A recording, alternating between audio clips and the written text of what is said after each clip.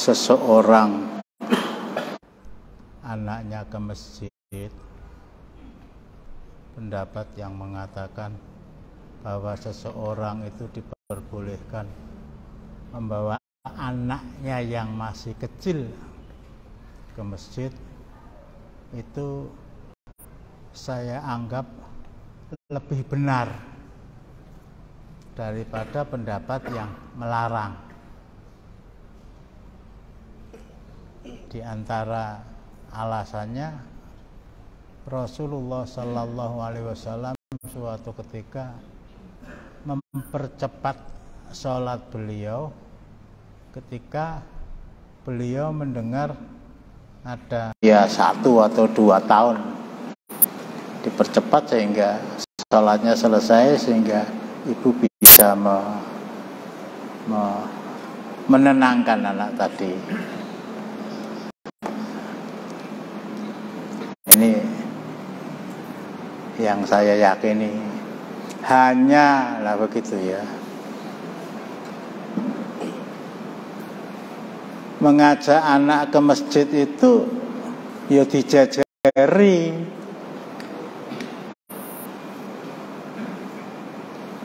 Jadi kita letak dia peraturan ora itu nabraki gebrok lawang ya. Lawang apa-apa to ki, Mas? Ya ora ana sing ngerti wong kabeh madhep ngulon.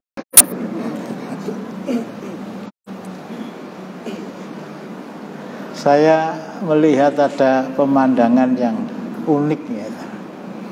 Seorang ibu membawa anaknya sholat di Masjidil Haram. Anak itu tangannya dikecrek dengan tangan ibunya. Ayo melayu. Jadi ya maaf ya, sedekapnya juga tidak sempurna. Sedekapnya juga tidak sempurna. Ibu tadi tahu betul kalau anak ini lari di depan seseorang, jelas orang yang dilewati ketika dia lari itu terganggu. Apalagi kalau dia teriak-teriak, apalagi tadi gebrok-gebrok. Sing dosa dudu anakku ning aku. Ini loh. Jadi anak rame tadi, nek aku takon, ayo ngacung sapa? Beneran ning sing wani bawa anak tadi.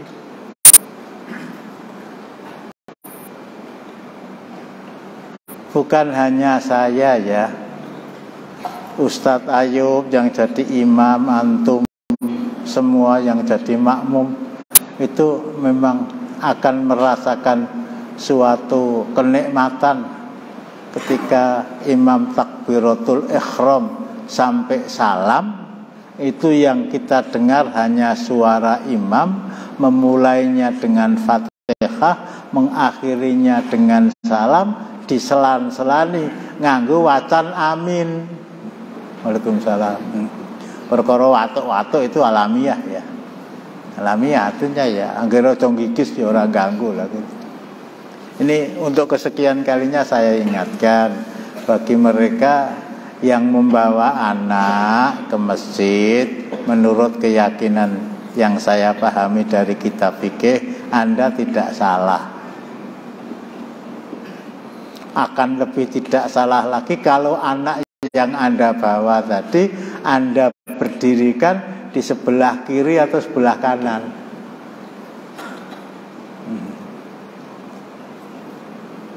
Kan ketika anak itu mau lari gondeli, abi cakot tangan lu, cakot ganti. Ini I hope you kindly. Saya mohonlah supaya kekhusyuan sholat itu tidak terusik gara-gara seorang anak, yang anak tadi tidak berdosa, tetapi yang berharam tadi kita samping kita Allah Akbar dicolke banget.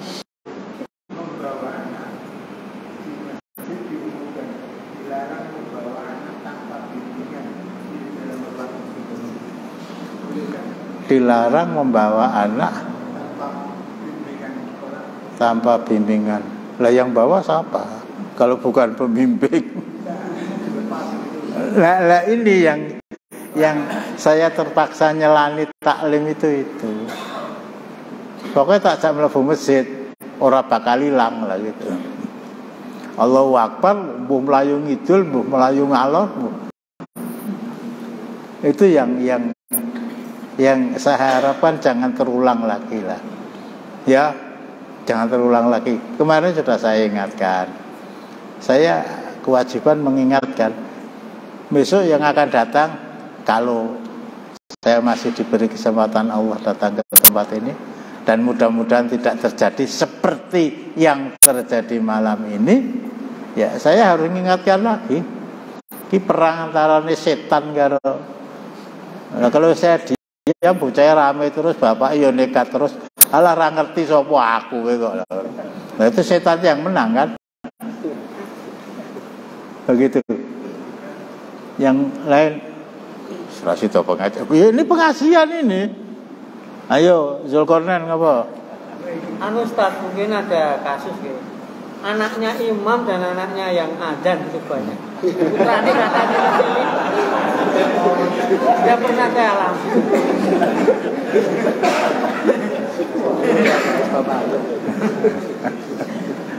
Ya ora apa-apa, lek gawe ibuke ta. Saya pernah di daerah Nguter sana itu juga. Imamnya juga bawa anak itu ya. Ya ora apa-apa. Dalam artian mudah-mudahan tidak ada sesuatu yang menyebabkan sholat jamaah itu terusik. Dinasirat nirake. Ya mungkin bapaknya enggak terusik karena ini juga. Sama di makmum ya. Tukang ya. Silahkan membawa anak, asal anak tadi tidak mengganggu ketika suasana sholat jamaah dilaksanakan. Nah, jamaah tadi saya katakan suasananya itu tenang, nggak ada suara kecuali suara imam, tenang, nggak ada suara kecuali suara amin, tenang, nggak ada suara kecuali orang batuk-batuk. Ya salah, bukan salah. Begitu. Cukup.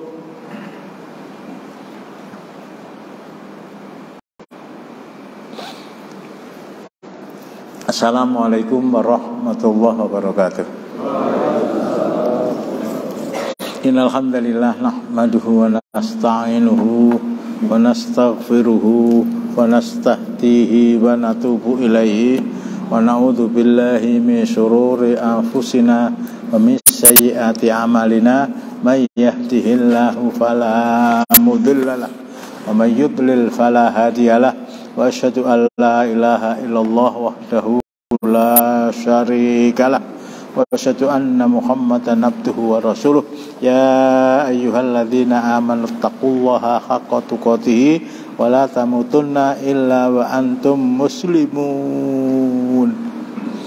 Ya ayyuhan nasu taqu rabbakumul ladzi khalaqakum min nafsin wahidah wa khalaqa minha zawjaha wa batha minhuma rijalan katsiran wa nisaa.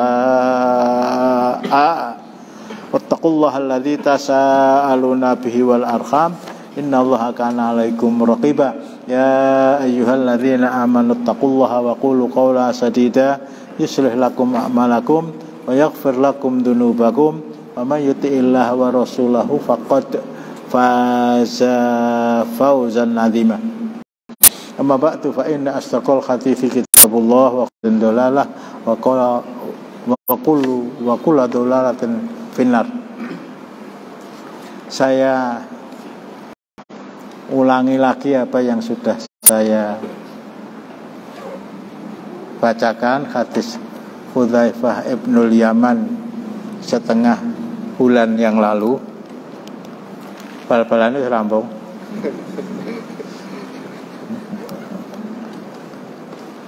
Pengen mlebu swarga kok jam 3 bengi. Kan Allah salaku alahu anisfatan ayyudrikani.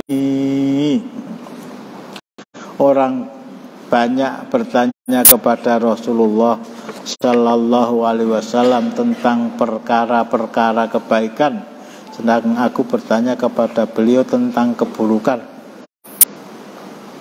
Mengapa? Khawatir kalau keburukan itu akan menimpaku. Aku bertanya,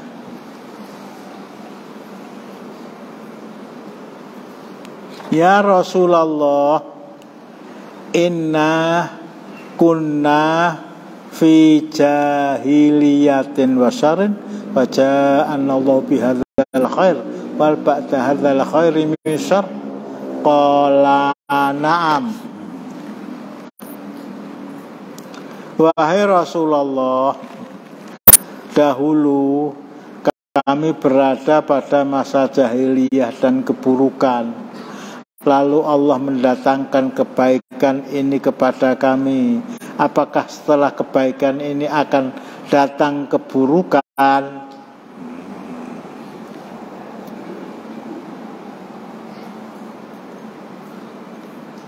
Qala na'am, iya. Setelah kebaikan ini akan ada keburukan.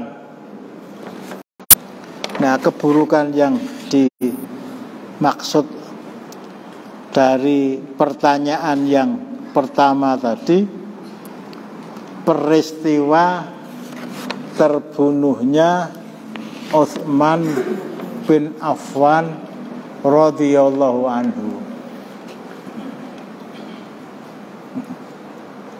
Eleke apa lah begitu ya. Satu-satunya laki-laki yang pernah diambil menantu oleh seorang nabi sampai 2 kali. Utsman bin Affan. Nabi Musa diambil menantu oleh Nabi siapa ya?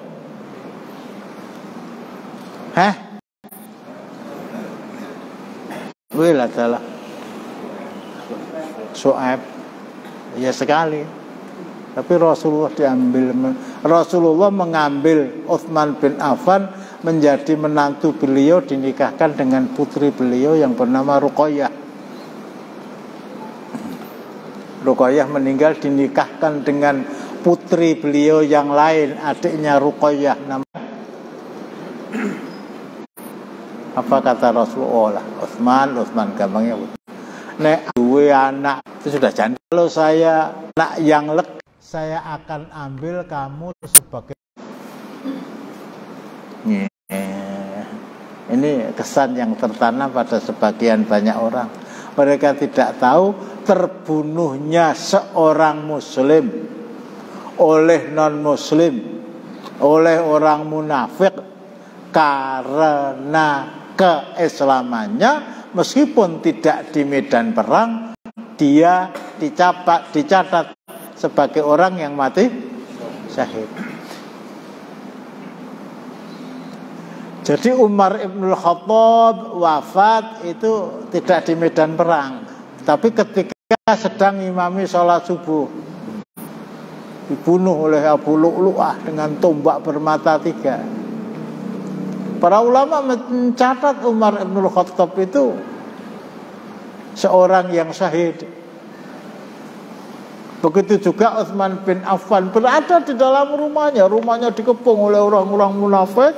Akhirnya orang-orang yang bertugas menjaga keberadaan sekaligus keamanan Utsman bin Affan itu tidak bisa menahan kekuatan lawan. Mereka masuk dan terbunuh beliau.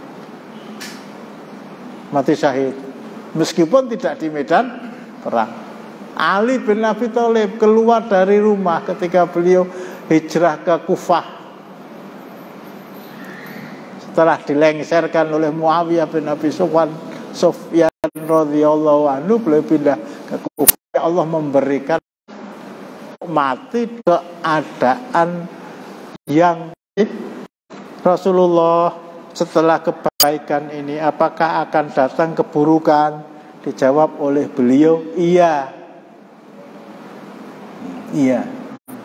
Keburukan ini oleh para ulama difahamkan ba'da maqtali Utsman. Ba'da maqtali Utsman, setelah terbunuhnya Utsman.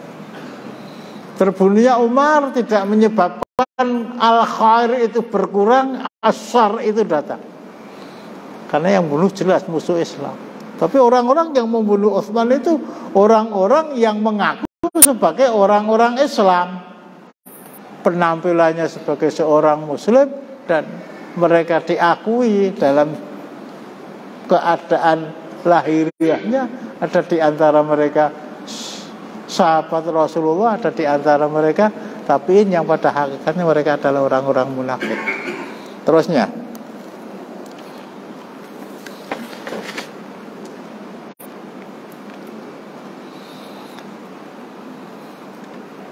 qultu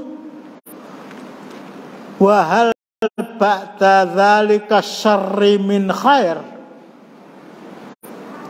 Qala na'am wa fihi dakhon. Aku bertanya, apakah setelah keburukan itu, wafatnya Utsman bin Affan, menimbulkan perang Siffin antara pendukung Utsman satu kabilah dengan beliau Bani Umayyah dengan Ali bin Abi Thalib sebagai Amirul Mukminin, perang dengan tentara yang satu membawa pasukan sekitar 75.000 orang, Muawiyah bin Abi Sufyan, Ali bin Abi Thalib sebagai khalifah dan manusia terbaik bisa terhindar segala dosa dan dosa yang mereka lakukan, berperang satu sama lain, sesama saudara, sesama muslim, sesama sahabat, sesama tabi'in, tidak mengurangi nilai kemuliaan mereka di sisi Allah setelah para nabi dan para rasul. Apakah setelah keburukan itu akan datang lagi kebaikan? Beliau menjawab, ya, akan tetapi di dalamnya ada dakhon, kotoran.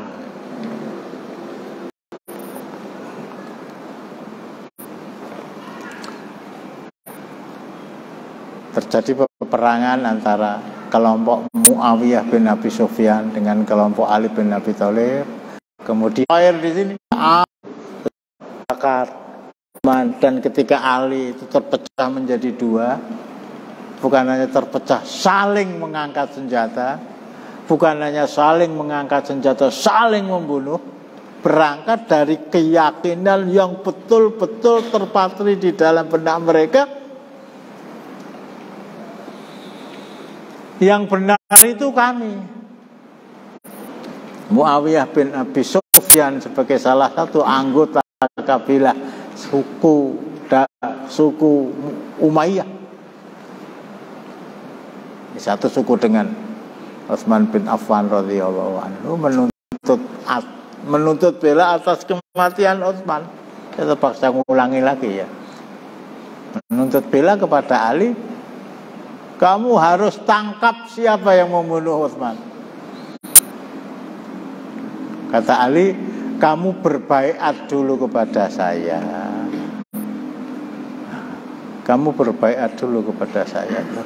Itu paling seneng pas ngisi pengajian neng wong dolanan HP. Mripate yang HP, kupinge yang pengajian. Iso apa ora kira-kira? Nah, dolanan HP mbok nang njaba kono lho. Kata Ali, kamu baiat dulu kepada saya.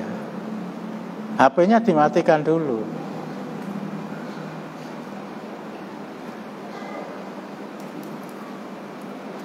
Rongane HP waktu itu ya. Kamu berbaiat kepada saya, kita bersama-sama mencari siapa pembunuh Utsman. Enggak. Kamu cari dulu siapa yang membunuh Utsman, baru saya akan berbaiat. Perbedaan pendapat ini. Masing-masing mempunyai kekuasaan. Ali bin Abi Thalib sebagai Amirul Mukminin, Muawiyah bin Abi masa gubernur di wilayah yang paling subur, wilayah yang paling banyak penduduknya, wilayah yang paling banyak tentara Islamnya di sana. Yang satu punya tentara, yang satu punya tentara, nggak ada titik temu. Kamu baiat pada saya, enggak, tangkap dulu, baru saya akan berbaiat. Nggak terjadi peperangan. Tapi akhirnya keburukan ini, asyar ini, Hudzaifah bin Yaman, apakah setelah keburukan ini akan ada kebaikan ya Rasulullah? Tadi baik, kemudian ada buruk. Bin Ali bin Abi Thalib, Hasan goda yang mungkin tak jadi rakyat Mekah mulai menghadang di depan saya, harus diadakan pemilihan dan tidak boleh diberikan kepada orang lain, apalagi itu keluarga. Muawiyah menerima itu, tapi nggak kayak antum siap. Ini amul jamaah. Amul jamaah. Abu Bakar dipilih, Abu Bakar dibaiat oleh umat. Umar dibaiat setelah ditunjuk oleh Abu Bakar. Utsman dipilih oleh umat setelah Umar bin Khattab memberikan amanah sebelum wafat. Nanti kalau saya wafat, kamu pilih salah satu dari al-asyrah al-mubasysyaruna bil jannah yang masih hidup. Ada Utsman bin Affan, ada Ali bin Abi Thalib, ada Thalqah bin Ubaidillah, ada Zubair bin Awam, ada Sa'ad bin Abi Waqqas, ada Sa'ad bin Abi Waqqas, ada Abdurrahman bin Auf. Satu yang tidak diangkat oleh Umar bin Khattab, Sa'id bin Zaid. Kenapa? Sa'id bin Zaid itu satu suku dengan saya. Kalau saya masukkan, mesti dipilih karena perkewuh dengan saya. Mereka berenam ini, jadi Abu Ubaidah sudah wafat ya. Abu Bakar Siddiq sudah wafat, Umar bin Khattab sudah wafat, Sa'id bin Zaid tidak diangkat, jadi 6 orang. Calonnya 6 orang. Anis nomor piro? Urung eneng. Saya mundur, kata Thalqah, dari 5. Saya mundur, kata Zubair, dari 4. Saya mundur, kata Sa'ad bin Abi Waqqas, dari 3. Calonnya tinggal 3. Utsman, Ali, Abdurrahman bin Auf radhiyallahu anhu. Saya pakai bahasa komunikatifnya ya. Mundur, Zubair sudah mundur 3 orang. Saya pakai bahasa komunikatif. Bahasa ini bukan bahasa syar'i. Saya menjadi KPU-nya. Nyambung ya. Saya jadi KPU-nya. Saya jadi panitiaannya untuk menjadi pengganti Umar ibn Khattab radhiyallahu anhu. Utsman apa Ali, kedua-duanya menantu Rasulullah.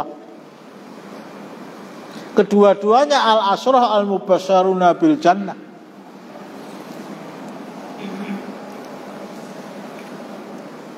Satu kabilah didatangi, satu kabilah didatangi, satu kabilah didatangi. Sampai akhirnya ya selesai. Mau datang ke Mekah harus berangkat dari Madinah, perjalanan 10 hari, PP 20 hari. Lalu kapan milih pemimpin, kan begitu. Bismillah.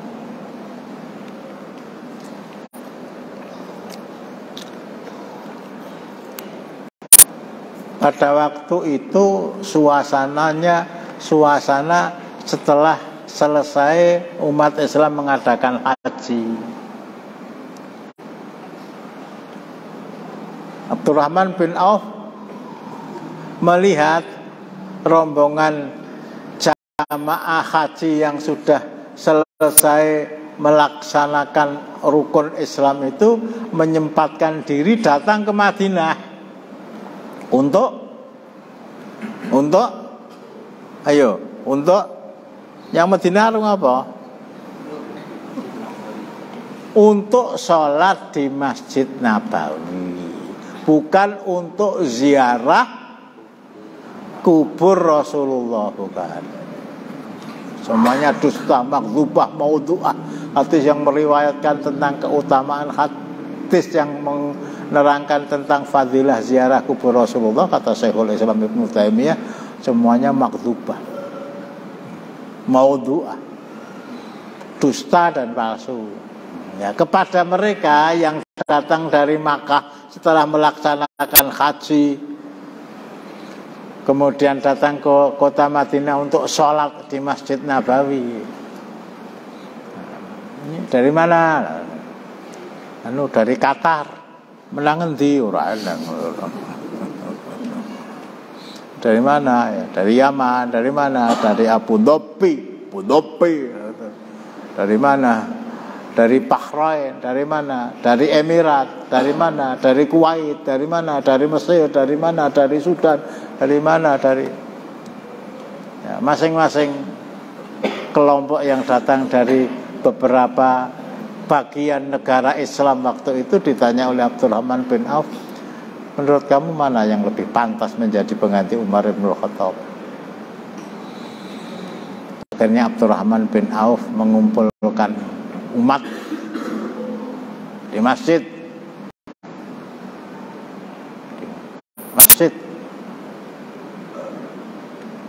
Saya sudah berusaha untuk fact finding, bahasa orang sekarang, mencari data dari kabilah-kabilah yang ada di sekitar Madinah dan dari kabilah-kabilah yang baru saja melaksanakan haji di Makkah dan berziarah ke Masjid Nabawi. Saya tanya kepada mereka, saya tanyakan mana yang lebih kalian anggap apakah Utsman, bagaimana kalau saya membaiat Ali bin Abi Thalib sebagai pengganti Umar ibn Khattab radhiyallahu anhu? Anda siap untuk berbaiat? Insyaallah. Bagus. Ali lingge. Ali. Bagaimana pendapat kamu kalau saya baiat Utsman? Kamu siap berbaiat kepada dia? Siap. Akhirnya setelah saya mencari data dengan segala kemampuan maksimal saya mendapatkan kesimpulan bahwa umat lebih cenderung untuk mengangkat Utsman bin Affan radhiyallahu anhu sebagai Amirul Mukminin, pengganti Umar bin Khattab radhiyallahu an, dibanding dengan Ali bin Abi Thalib. Dia yang pertama kali membaiat.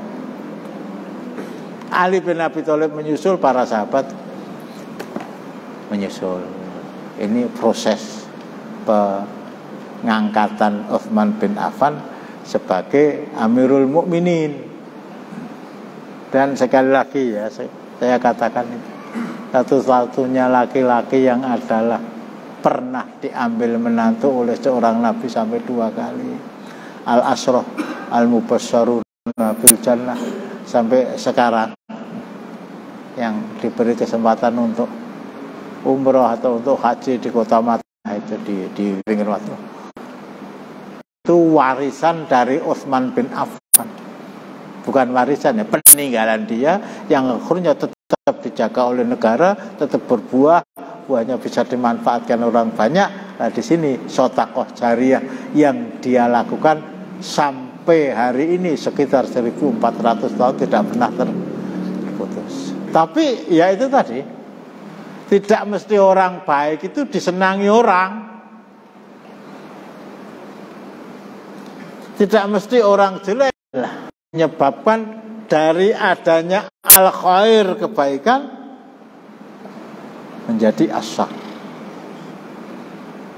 Hudzaifah ibn Yaman radhiyallahu anhu bertanya kepada Rasulullah, apakah setelah keburukan ini akan ada kebaikan? Beliau menjawab, ya, tetapi di dalamnya ada takhon, ada kotoran. Apa kotorannya itu? Nah gitu ya. Ada takhon. Kebaikannya itu apa? Terjadinya amul jamaah. Umat yang tadi terpisah menjadi dua, kelompok Muawiyah dan kelompok Ali bin Abi Thalib radhiyallahu anhu bergabung menjadi satu di bawah pimpinan Muawiyah bin Abi Sufyan. Dan dia, tadi saya katakan, kalau Abu Bakar itu dibaiat dengan suasana sukarela, Umar bin Khattab juga begitu, Utsman bin Affan juga begitu, Ali bin Abi Thalib juga begitu, Muawiyah tidak. Ya, berdasarkan perang Siffin yang tadi saya sebutkan, kalau diterus-teruskan, ya intinya akhirnya terjadi perdamaian. Dan Hasan, bapaknya Ali, adiknya Husain, pilih mengundurkan diri dalam rangka menjaga kesatuan umat. Akhirnya umat menjadi satu di bawah pimpinan seorang kepala negara yang juga satu, Muawiyah bin Abi Sufyan. Dan dia secara lantang mengatakan, Anal Malik,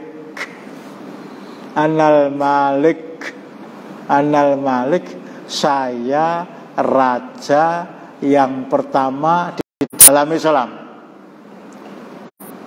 Abu Bakar bukan raja, Umar bukan raja, Utsman bukan raja, Ali bukan raja, tetapi Muawiyah Anal Malik. Tapi pernyataan Muawiyah bin Abi Sufyan, saya adalah raja, kalau saya tambahkan, saya raja yang pertama kali di dalam Islam, tidak ada seorang yang membantah. Tidak ada seorang sahabat pun yang membantah. Saya pernah sampaikan beberapa tahun yang lalu, proses pengangkatan Abu Bakar menjadi khalifah itu berbeda dengan proses pengangkatan Umar. Proses pengangkatan Umar berbeda dengan proses pengangkatan Utsman. Proses pengangkatan Utsman berbeda dengan proses pengangkatan Ali bin Abi Thalib, termasuk pembaiatan Muawiyah. Jadi kalau boleh saya ingat, sistem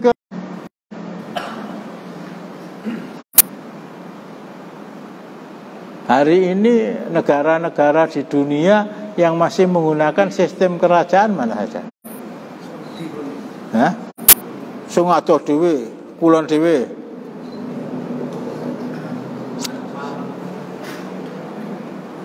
Inggris. Lagi Belanda. Lagi mana? Spanyol lagi, masih banyak itu. Ini kacamata umum ya. Nah kemudian ngerti ini kur Saudi ya, sudah apa Saudi lah. Saudi itu kerajaan, rajanya dipilih oleh keluarga kerajaan. Tapi kita nggak boleh mengatakan Saudi Arabia kelas kenegaraannya di bawah Mesir, nggak bisa. Di bawah Yaman, nggak bisa. Di bawah Syria, di bawah Lebanon, di bawah Yordania juga kerajaan. Emirat Arab juga kerajaan. Malaysia? Hah? Malaysia kok Brunei? Malaysia juga kerajaan kan? Brunei Darussalam. Ini yang saya harus ingatkan itu.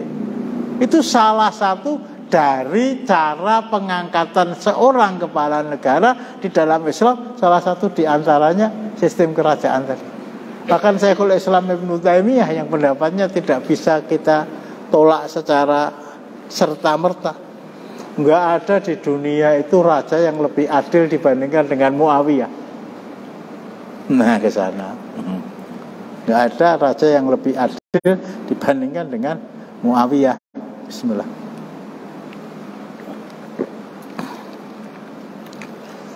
Rasulullah setelah pembunuhan Utsman bin Affan ini, keburukan ini, apakah akan ada kebaikan lagi? Ada, tapi di sana ada takon, di sana ada kotorannya. Ibnu Khairu ba'tas syarri la yakunu khairan khalisan alfihi. Ini memberikan datang kebaikan itu tidak akan bisa sedang pada masa Rasul. Setelah kebaikan ini ada keburukan. Setelah kebaikan yang kedua itu tidak sama sejajar dengan kebaikan yang terjadi pada masa Rasulullah. Sampai nanti ada keburukan lagi, ada kebaikan lagi. Kebaikan tadi tidak mungkin akan bisa sama dengan kebaikan yang ada setelah keburukan terjadi pada masa terbunuhnya Utsman bin Affan. Apa keburukannya? Nah, begitu ya. Kalau kebaikannya tadi ada yang mengatakan amul jamaah. Kebaikannya ada yang mengatakan amul jamaah. Kebaikannya ada yang mengatakan masa pemerintahan. Masa pemerintahan Umar bin Abdul Aziz. Ini juga raja. Masa pemerintahan Umar bin Abdul Aziz sampai saking adilnya dia. Ini salah satu dari penguasa daulah Umayyah pertama kali. Hanya cucunya, kemudian penggantinya adalah Umar bin Abdul Aziz, dan Umar bin Abdul Aziz ini ada yang mengatakan adalah cucu Umar bin Khattab. Saking adilnya,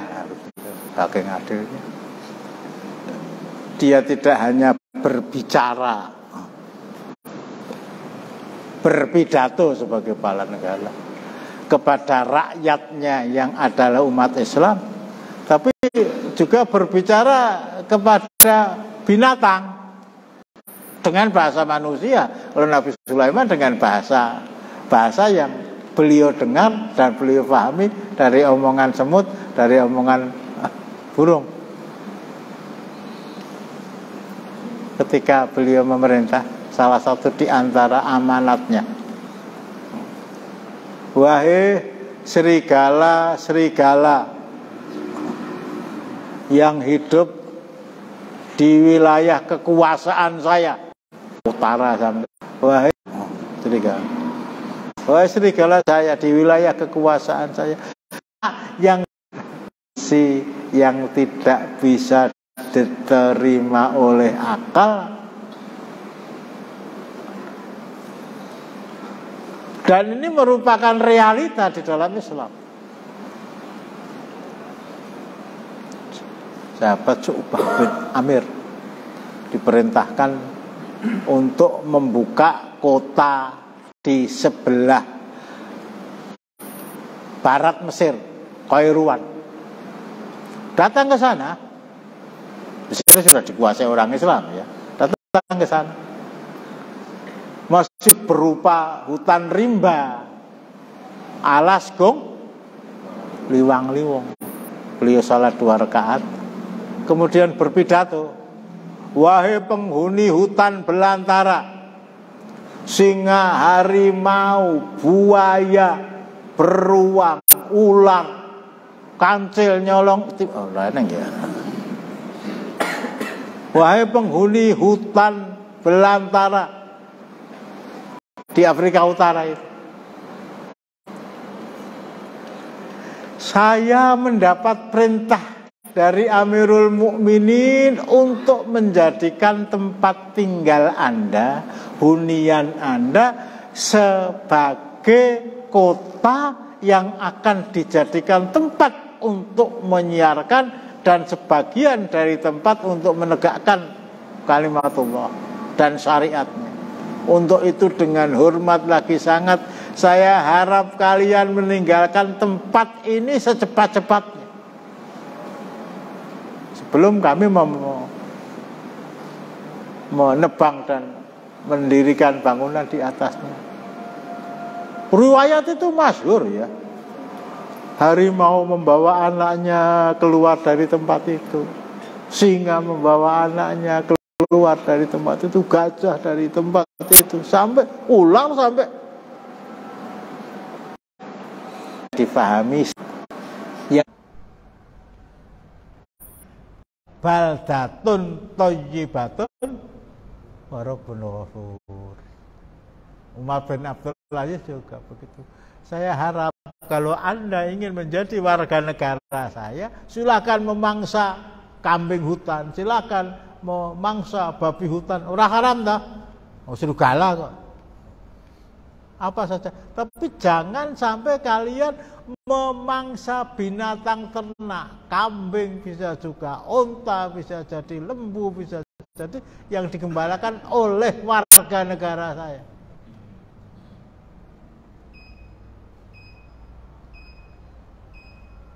Nggak ada kisah selama dia menjadi Amirul Mukminin itu berangkat jumlahnya 150, pulang tinggal 148, nggak ada.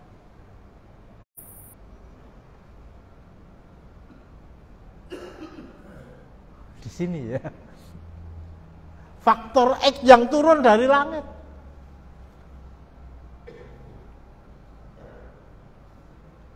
Para sahabat itu ketika Umar Ibnul Khattab menjadi Amirul Mukminin, itu dong gumun itu. Loh, ngapa iki? Omahnya. Lemahnya kok obah, buminya kok bergerak. Nggak ada yang tahu itu. Oh ini zulzilatil ardu zilzalaha. Baru tahu.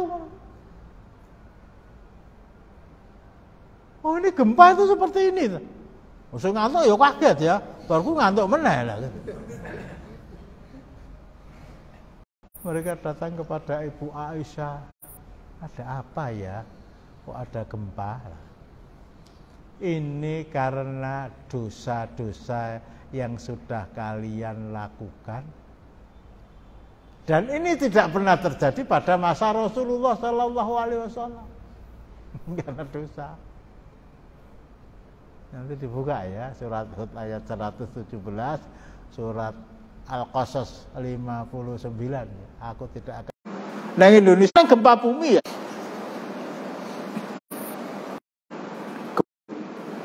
Itu oleh tongkat tanah itu. Diam. Ganggu kok ngantuk. Oh bukan ya. Diam. Diam betul. Masya Allah. Ini dilupakan. Disuruh diam. Saya agak lupa, nanti saya bacakan secara lebih lengkap apa kata Umar bin Khattab kepada bumi. Diam betul. Sungai Nil kemarau panjang, ya tidak kering, tidak ya. Tapi ini merupakan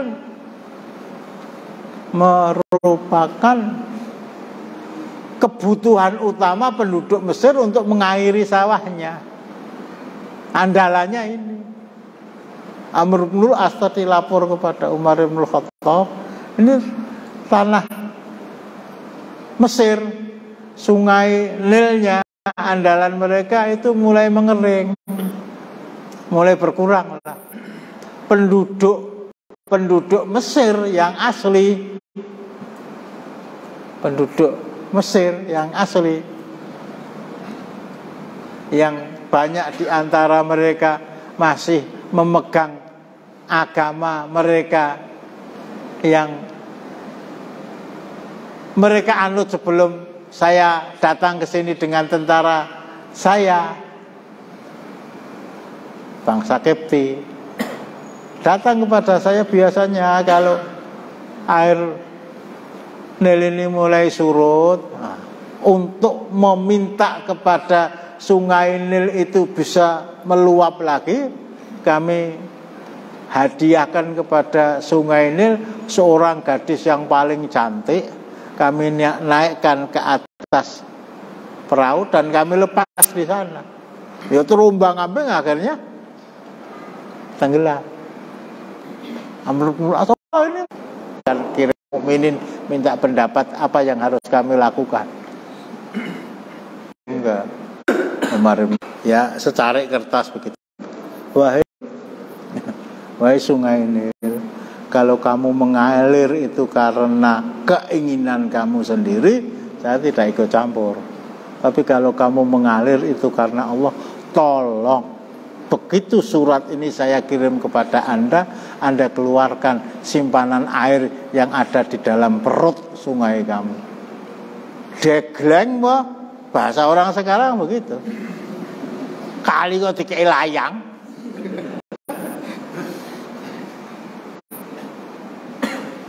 Berikan sama Amr bin As. Amr bin As juga. Ya sudah, ini perintah Amirul Mukminin, dilemparkan. Besok pagi itu airnya sudah kembali penuh.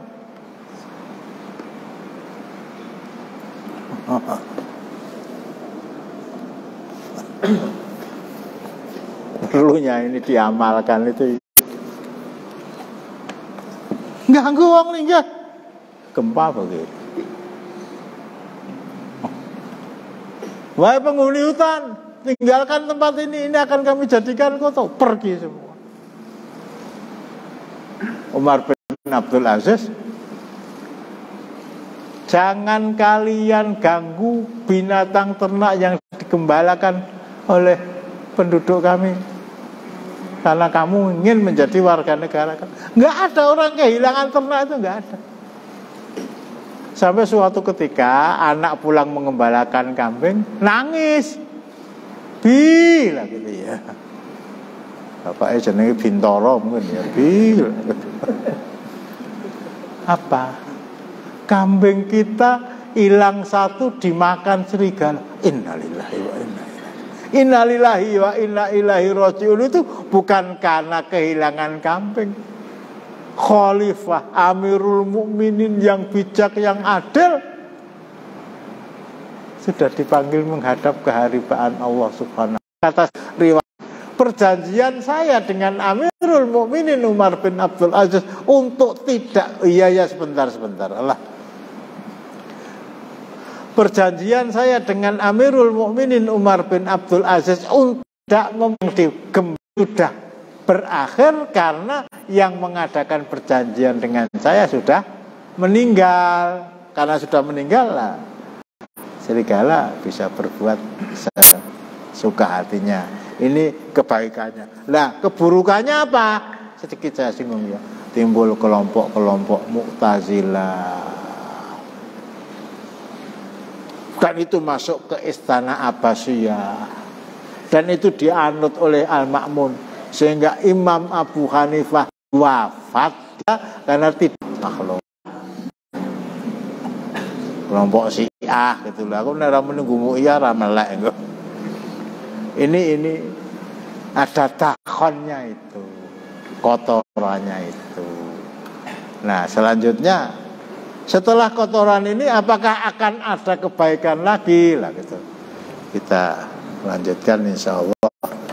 Karya kan sing adzan siap-siap itu ingat-ingat. Ada yang Assalamualaikum warahmatullahi wabarakatuh. Waalaikumsalam. Jamaah kemarin ada yang menanyakan tentang ada lafaz di dalam Al-Quran yang ada tinta merahnya, itu apakah ada keterkaitan dengan Utsman bin Affan? Surat Al-Fatihah. Wal yatalat tof. Itu Quran itu nggak ada. Quran Saudi nggak ada. Yang ada Quran Indonesia. Apa hubungannya diciptanya wal ya talattof dengan tinta merah? Konon begitu ya. Itu huruf yang berada di tengah-tengah Al-Quran. Saya nggak hafal ya.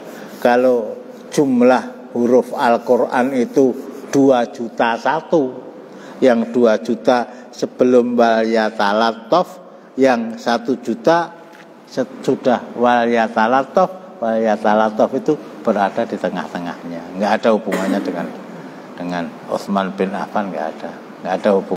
Lebih tinggi dari ayat-ayat yang nggak ada.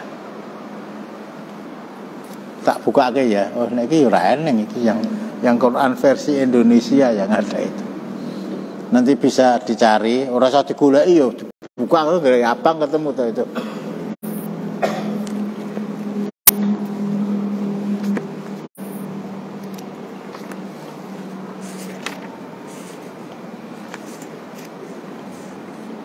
Kami pernah mendengar dari seorang ustadz, katanya waktu pembunuhan Utsman bin Affan itu darahnya katanya bercak darah, itu apa betul di ayat tersebut Ustaz? Bukan? Bahwa Utsman bin Affan terbunuh itu dalam keadaan membaca mushaf. Iya. Bahwa beliau dibunuh dengan senjata tajam itu iya. Bahwa dari tubuh beliau yang mulia keluar darah segar, iya. Ning nyiprate apa gur nyangsak? Kok sidik banget ya? Nyambung gak? Ya mesti nyiprat kemana-mana itu. Walau alam, saya tidak guyon dan tidak. Coba logika yang paling dangkal juga. Kok kursa ibit menjauh yang liyane. Ya Allah. Logika insyaallah kita akhiri dengan doa kafaratul majelis. Wa nakallahumma bihamdika asyhadu an la ilaha illa anta astaghfiruka wa atubu ilaik. Assalamualaikum warahmatullahi wabarakatuh.